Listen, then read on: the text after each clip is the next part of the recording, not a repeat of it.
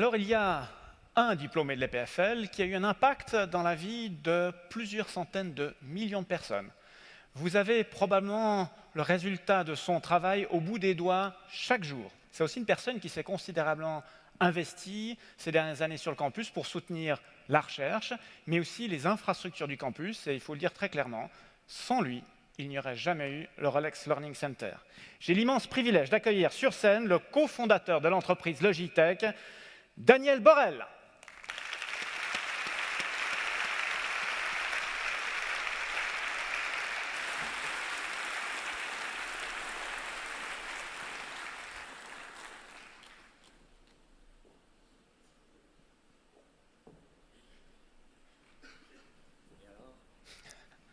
La scène est à toi. La scène est à moi. Je vais peut-être avoir des slides qui vont venir. Voilà. C'est un véritable honneur d'être ici, aujourd'hui avec vous tous. C'est vrai que j'ai commencé en 1968, il y a 50 ans. J'ai de la peine à imaginer que ça fait 2 fois plus que la moyenne de l'âge des diplômés aujourd'hui. Je me sens un peu comme un dinosaure face à vous tous, mais sachez combien je vous envie. J'ai le grand plaisir de saluer M. Cozandet, qui était mon président, notre président en 69, quand c'est devenu fédéral. Et dans les premières années de mes cours, il y avait un bâtiment, le collège propédeutique, où nous avions des maths, le reste était de l'herbe et des champs. Et c'est seulement fantastique, merveilleux, extraordinaire de voir ce que l'EPFL est devenu, grâce à des visionnaires comme M. Cozandet et tous ceux qui ont suivi et qui se sont battus pour faire grandir cette école, qui a passé d'un endroit extrêmement local, Université de Lausanne, à quelque chose à l'époque qui était très, très local ici, à quelque chose qui est devenu international, rayonnant, dans les rankings comme on l'a entendu, et qui certainement a tout un chacun qui a un diplôme de PFL ne peut que le rendre fier, comme je le suis aujourd'hui. Un élément qui est très important que j'ai appris, comme vous le verrez pendant les quelques minutes où je vais vous parler, c'est effectivement l'identité avec l'université où on obtient son diplôme. J'ai fait une suite aux États-Unis et très rapidement, j'ai vu la différence à l'époque, on parle d'il y a très longtemps, c'était 1976, à quel point le rôle des alumni est absolument essentiel pour le développement, le rayonnement de son école. Et je compte personnellement sur vous tous qui avez diplômé, sur ces 30 000 alumni. Vous êtes les plus récents, donc peut-être les plus actifs, de collaborer au développement, au rayonnement de cette belle école qui est la nôtre. Je vais me permettre pendant quelques minutes de vous raconter une histoire qui peut-être résonnera chez chacun d'entre vous qui crée des entreprises ou dans le futur éventuellement. Tout d'abord, permettez-moi quand même de saluer Monsieur le conseiller fédéral, de remercier Monsieur Martin Vetterli de m'avoir invité, de saluer tous les parents et de les féliciter aussi, et effectivement aussi tous les lauréats de ce jour. Pour les parents, c'est une bonne nouvelle. Après la majorité de 18 ans de vos enfants, ils ont maintenant une autre majorité, celle de la responsabilité qu'ils porteront eux-mêmes sans pouvoir plus jamais vous blâmer pour quoi que ce soit. Leur destinée est en leurs mains. Alors, pour moi, la vie a commencé en 68 dans le monde universitaire, à une époque où effectivement, c'était mai 68, ça vous dit peut-être rien, mais c'était l'époque où tout était remis en question, c'est peut-être un peu mon côté révolutionnaire, où les jeunes demandaient une chose, c'était le droit de s'exprimer, de penser différemment, et ça a impacté beaucoup de notre génération. La génération Peace and Love, symbolisée par Woodstock. Là, je suis avec ma femme, qui est d'ailleurs toujours avec moi 50 ans après, je la remercie. Et ces années-là ont été des années absolument exceptionnelles, qui m'ont conduit d'abord à avoir un diplôme en 1973, encore un physicien. Vous voyez ici, ce qui est intéressant, c'est l'Aula où j'ai reçu mon diplôme à l'avenue de Cours, qui étonnamment ressemble un peu, comme M. Cozandet le verra ici, à l'Aula où nous sommes aujourd'hui. J'ai fait un diplôme en physique théorique. Personne n'est parfait. Et effectivement, quand je l'ai eu, comme il était mentionné tout à l'heure, j'étais aussi un peu vide parce que la physique, c'est merveilleux, mais ça ne vous donne pas forcément un métier. Et c'est vrai que si je me rappelle de 1973, c'est plutôt l'année de mon mariage que l'année de mon diplôme. Les débuts ont été, j'ai dû retomber un peu sur terre, je me suis lancé en physique des plasmas, on pouvait faire de la programmation, de la simulation de code magnéto-hydrodynamique qui permettait de simuler des plasmas. J'ai commencé un doctorat dans une voie extrêmement bien définie, ingénieur, doctorat et après on verra.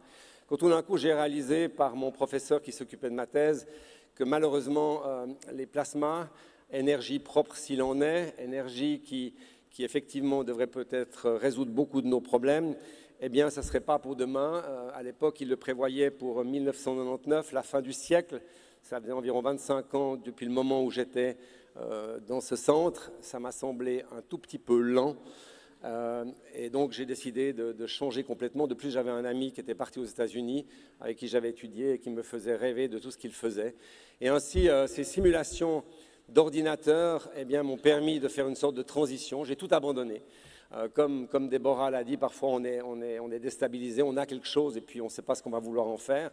Et puis je ne sentais rien vraiment en moi-même, à part ce schéma très rationnel, alors que la vie est avant tout irrationnelle et faite d'émotions. Et c'est ainsi que j'ai pu être accepté. J'ai parti avec une bourse du Fonds national, dont je remercierai toujours la Suisse de me l'avoir donnée, pour aller aux États-Unis, dans la Californie, Stanford University, 76, qui était un endroit très différent, très nouveau pour moi. Je ne parlais même pas l'anglais, d'ailleurs je ne le parle pas toujours pas, mais ça, c'est pas grave. Et ça a totalement changé ma vie. Ça m'a donné aussi une perspective différente sur les PFL. C'est pour ça que quand je suis rentré en Suisse, nombreuses années après, eh bien, effectivement, le développement de l'EPFL m'a beaucoup encouragé à les soutenir et à partager un peu de la réussite que j'avais eu l'occasion d'avoir.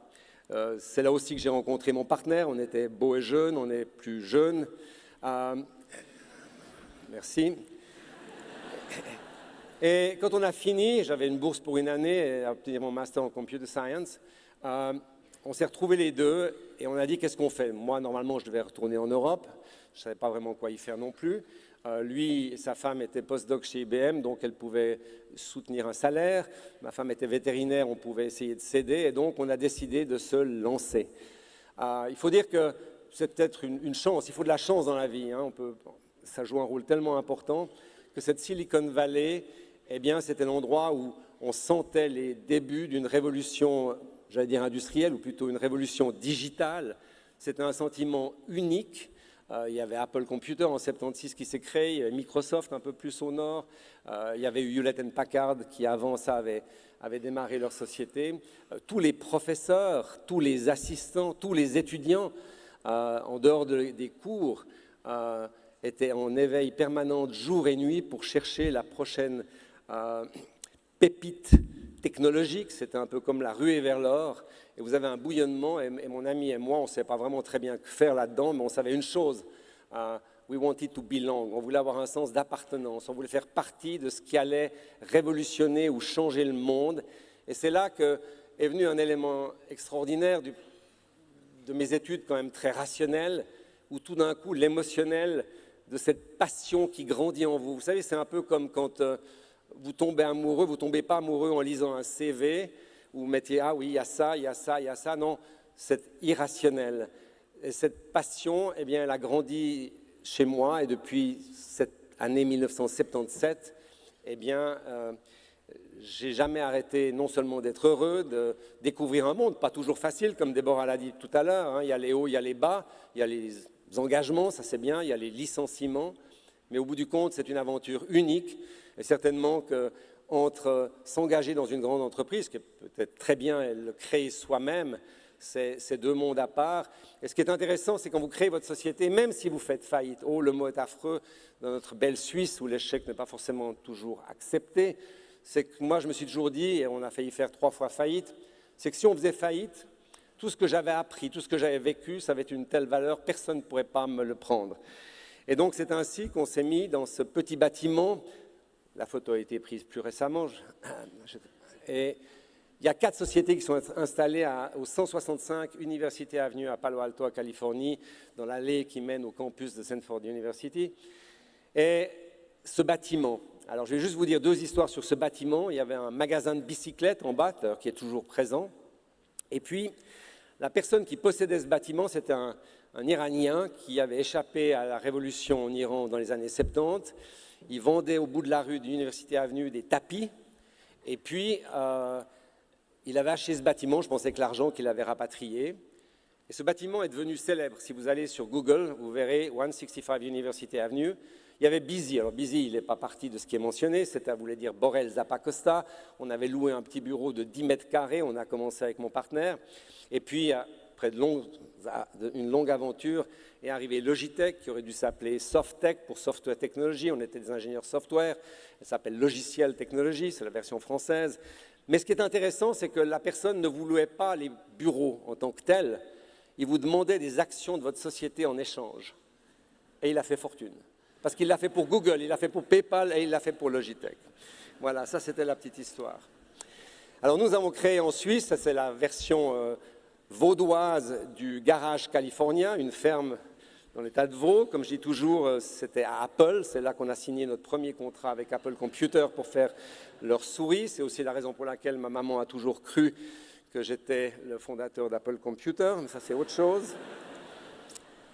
Et puis il faut de la chance, comme je l'ai dit, on a eu un contrat avec des Japonais pour du développement logiciel, les premiers desktop publishing, le graphique et tout ce qui va avec, où la souris est apparue comme l'interface, qui nous a donné une vision, vous verrez tout à l'heure, qui est basée sur ce monsieur que vous voyez à gauche, qui s'appelle Dag Engelbart. Si vous ne connaissez pas, allez sur Internet voir The Mother of All Demos. The Mother of All Demos. Ce monsieur-là a tout créé du monde informatique que l'on connaît aujourd'hui. Il était les premiers dans le graphique, dans l'hypertexte, dans la vidéoconférence. Et c'est lui qui a développé la première souris en 68. Ça fait 50 ans cette année, le 9 décembre, ce qui pour nous a permis de nous différencier un peu en collaboration avec les PFL. La première petite souris a été développée à l'EPFL, d'où ma reconnaissance de ce qui se fait ici. Et on a lancé la Logimas 82, dont le poster n'a pas toujours plu dans les expositions américaines, où une dame est venue avec nous avec une parapluie, que c'était sexiste, disait-elle.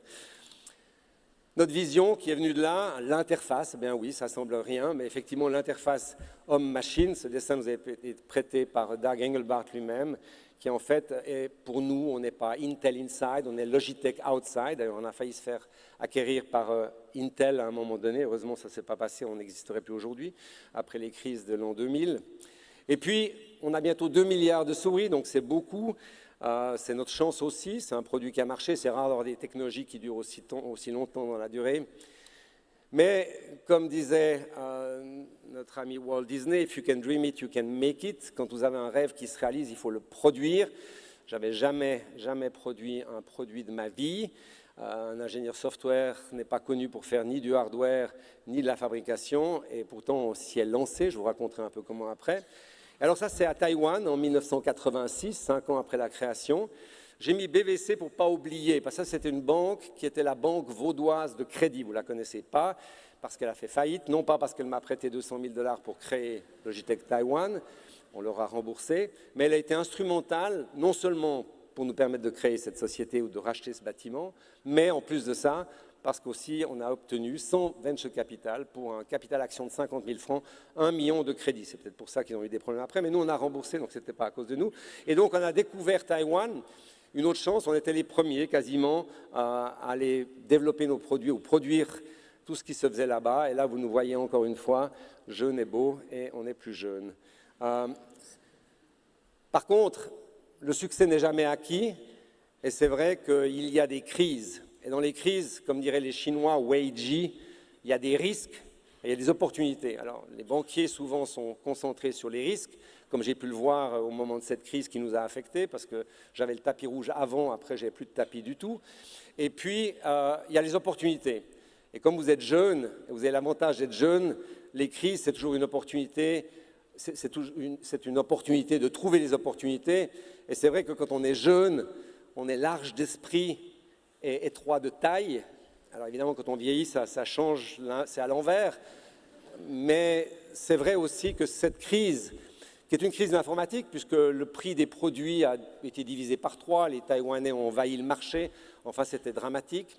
Ça nous a forcé à faire beaucoup de choses, en particulier on avait créé entre-temps des usines en Irlande, une usine à Taïwan, comme vous l'avez vu, une usine qu'on avait dans la Silicon Valley. Tout le monde voulait des produits made in Europe, d'où l'Irlande, made in America. On n'était pas encore sous Trump, mais c'était déjà le cas. Et par conséquent, Apple voulait qu'on achète chez nous à Fremont, où on était. Eh bien, tout ça, du jour au lendemain, ça a été balayé. Et c'est là que la rapidité des choses est toujours importante, réagir rapidement. On a dû licencier, arrêter l'usine en Irlande. On a dû arrêter et licencier 370 personnes à Silicon Valley. Il y avait 1000 personnes à Taïwan qu'on a réduit à 500. Et on a créé la Chine. Et la Chine, 1994, on était les premiers. On a été effectivement d'abord en 1992, mais on s'est établi à Suzhou. Pour certains, ça ne veut rien dire. Ça s'appelle la Venise de la Chine. Bon, les comparaisons ne sont peut-être pas exactement les mêmes, mais c'est vrai que c'était pour nous un endroit où on s'est mis. On ne s'est pas mis à Shanghai, on s'est mis à Suzhou, ce qui était assez loin à l'époque, 5 heures de voiture. Il y avait des très bonnes universités, d'ailleurs avec laquelle les THZ a eu après coup des contacts. Et c'était un endroit où on n'aurait jamais pu aller si je n'avais pas créé, par chance, Logitech Taïwan, parce qu'il fallait des Chinois pour traiter avec des Chinois. C'était tout simplement incroyable. Vous voyez ces images, c'était le vélo en premier. Et ce qui est important et intéressant, c'est le développement de ce pays-là, puisqu'on parle toujours de concurrence. La concurrence des Chinois est incroyable. En l'espace de 20 ans, j'allais tous les 3 mois de manière trimestrielle. C'est un pays qui sait comme on le sait aujourd'hui, mais vous voyez ces photos-là, vous n'avez pas vu celle. Vous avez vu celle d'avant, c'était 2 univers totalement incroyables. Quand ils ont commencé à faire les autoroutes entre Shanghai et Suzhou, il y a eu plusieurs morts parce que les paysans ne savaient pas que c'était une autoroute, donc ils traversaient avec leurs vaches ou leurs chevaux et se faisaient écraser. Et c'est vrai, ce n'est pas une blague. Et vous voyez ce qui arrivait aujourd'hui, ce qui s'est développé. Donc ça, c'est des concurrents vraiment très sérieux dans tous les domaines, et en particulier dans le domaine technologique, comme on peut l'imaginer. Alors évidemment, bon, après, on a une belle usine avec beaucoup de production, ce qui nous permet encore aujourd'hui de produire de manière très concurrentielle. Un élément qui était important, parce qu'on l'a mentionné peut-être indirectement, c'est les sociétés qui se développent. C'est que pour nous, on n'avait pas un sou, on a emprunté, comme vous l'avez vu. Mais ce qui est important, c'est toujours rechercher la valeur ajoutée de ce que vous faites. Il est impossible de défendre des choses que l'on ne peut pas défendre. Or, en 88, j'ai arrêté la production en Suisse parce qu'on ne pouvait plus la justifier. La bonne nouvelle, c'est quand vous anticipez, vous pouvez le faire de manière très humaine, parce que l'aspect humain est absolument essentiel. On a retrouvé des emplois pour chacun des employés qui fabriquaient chez nous. On a ouvert l'Irlande, et quand on a dû fermer l'Irlande, on l'a fait de la même manière, avec le soutien des gens. Et pour nous, la Californie, c'était le software, c'était le marché américain de la technologie. La Suisse a toujours été l'ingénierie, que ce soit à l'EPFZ à Zurich, que ce soit ici, que ce soit au HES à Yverdon. Ça a été notre source d'ingénieurs. Et si vous venez chez nous ici à côté, on a une centaine d'ingénieurs qui viennent de la région. Et donc, ça a été pour nous le moyen d'être concurrentiel. Il y avait aussi la finance qui était ici, puis l'Asie a été notre centre opérationnel. Donc, il n'y a jamais un seul endroit, on n'a pas de headquarter en tant que tel. Oui, on a un centre opérationnel, mais de pouvoir accéder des gens à travers le monde, c'est aussi un intérêt très grand, parce que vous avez automatiquement des gens avec des points de vue très différents. Il n'y a plus de vache sacrée qui vous fait maintenir une activité dans un lieu ou un autre. Il y a toujours quelqu'un pour questionner la valeur ajoutée. Et si on ne suit pas ce vecteur de la valeur ajoutée, eh bien, un jour, vous faites faillite. Je parlais, et on l'a déjà mentionné aujourd'hui beaucoup, it's about people, people and people, encore plus dans le monde technologique. Les gens sont tellement essentiels pour votre succès. C'est jamais un patron ou autre, ça n'existe plus. Les organigrammes sont des organigrammes plats, qui est généralement bien mieux qu'un organigramme vertical. Parce qu'un vertical, vous avez un chef, un sous-chef, etc. Alors le chef, quand il regarde en bas cet organigramme, il voit des cerveaux, alors que les employés, quand ils regardent en haut, eh bien, c'est beaucoup plus... C'est extrêmement important de comprendre cette partie-là, et je dis toujours l'essentiel pour la Suisse, l'importance pour la Suisse, et je suis heureux d'être ici, c'est la formation à tous les niveaux qui est absolument essentielle. La différence entre les pays, c'est la formation de sa population, et je suis content que la Suisse fasse bien. Comme il était dit tout à l'heure, on peut toujours faire mieux, et j'espère qu'on continuera à faire mieux. Machiavelli, il avait dit le changement n'existe jamais en fait, c'était en 1469 déjà quand il est né, Et tous les gens, nous tous, entre êtres humains, on essaye de mettre un point final aux choses, de mettre les choses dans les boîtes parce qu'on peut les contrôler à ce moment-là. Le chef des brevets américains avait dit en 1899, c'est pas hier, que tout ce qui pouvait être inventé l'avait été. Martin m'a dit qu'il voulait d'ailleurs même fermer le bureau des offices. Vous avez pu voir que même le président américain trouvait que le téléphone était une belle invention, le téléphone, mais qui c'est qui voudrait en utiliser un? C'est vrai qu'on tweet aujourd'hui. D'autre part, on a le chairman d'IBM qui parlait que seulement 5 ordinateurs seraient utiles dans le monde en 1943. On essaye toujours de se refermer. Et pourtant, il est clair que le monde change, bouge de manière incroyable. Si on regarde d'un point de vue purement marketing, Facebook est certainement aujourd'hui le pays le plus grand du monde. Il y a ensuite YouTube. La Chine n'est que 3e avec 1,3 milliard et l'Amérique seulement avec 300 000. Et c'est vrai qu'on doit s'adapter rapidement et en permanence parce que plus que jamais, la seule constante dans notre monde, c'est le changement. Et là, je m'arrête juste 2 secondes parce que ce changement, comme on le voit, il est conduit avant tout par des changements et des progrès technologiques. Alors, je dis tout de suite, like a disclaimer, la technologie doit s'utiliser avec du bon sens et beaucoup d'éthique. Donc, je ne suis pas simplement pour la technologie en tant que telle, mais la technologie, c'est ce qu'il y a de plus important parce qu'elle permet aussi de créer des emplois à valeur ajoutée, comme il était mentionné avant. Et c'est vous, les nouveaux gradués, qui détenez maintenant votre destinée entre vos mains et qui, grâce à qui, de nouvelles inventions, de nouvelles innovations vont se faire basées sur la technologie, qui est tellement essentielle, tellement fondamentale. La différence entre la Suisse et une Silicon Valley, la Suisse est peut-être plus humaine, la Silicon Valley a un élément qui est intéressant, c'est que c'est un état d'esprit.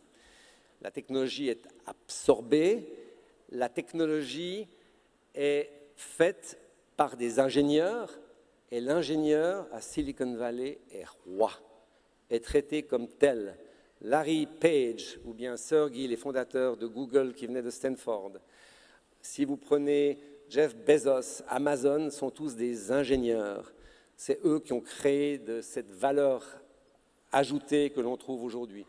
Et c'est vrai qu'il ne faut pas prendre la chose en disant les ingénieurs sont des ingénieurs. Moi, j'avais qu'une formation d'ingénieur, je n'ai jamais fait de MBA, qui à mon avis n'aurait pas servi à grand-chose. Stanford faisait à l'époque, et ils le font encore, un mini MBA, 2 semaines, jour et nuit.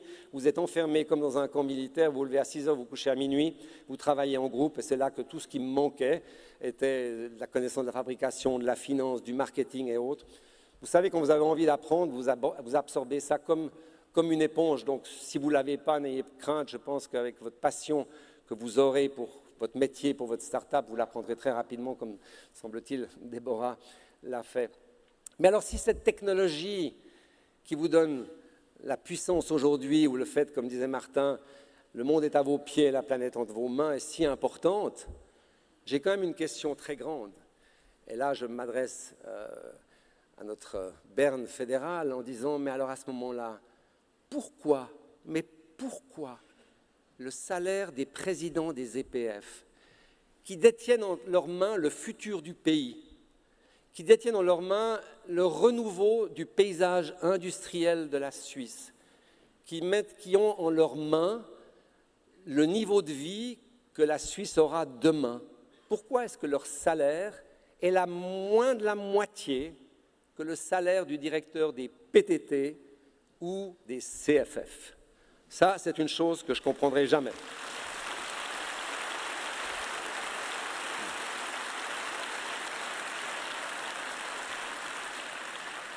Alors, si Berne vraiment avait une conscience technologique, je pense qu'il y a quand même un certain vide dans ce domaine-là.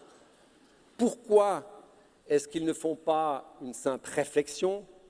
Comme j'ai toujours dit, dans la vie, il faut faire face à la réalité. Pourquoi est-ce qu'il n'y aurait pas enfin, un vrai conseiller fédéral, oui, le 8e, oh l'horreur, avec une vraie formation technologique, avec une vraie expérience technologique, qui puisse faire partie dans les discussions des budgets, parce que les budgets des EPF, j'ai toujours l'impression, quand je lis le journal, c'est plus un exercice à contrôler les dépenses plutôt qu'un investissement dans le futur de notre pays. Je m'arrête là parce que je pense que le message a le message a passé.